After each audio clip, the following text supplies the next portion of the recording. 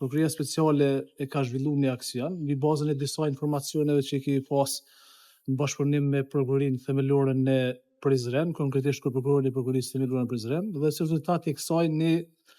kemi vendosur që me arrestu të kandiderin për cilin sot kemi paraqit kërkesë për caktimi të burgimit.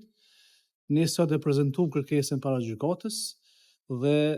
po presim tash verdiktin final. Kërkesën ne kemi bazuar në disa prova, të cilat janë siguruar paraprakisht gjatë fazës së hetimit deri në këtë moment, dhe po presim tash rezultatin e veprimeve tjera se çka na ofron lidhur me këtë çështje. Ne përveç kësaj deri tash që kemi siguruar, mendojmë që në të ardhmen të sigurojmë edhe prova tjera, të cilat padyshim do na çojnë në një verdikt final të kësaj çështje penale. Por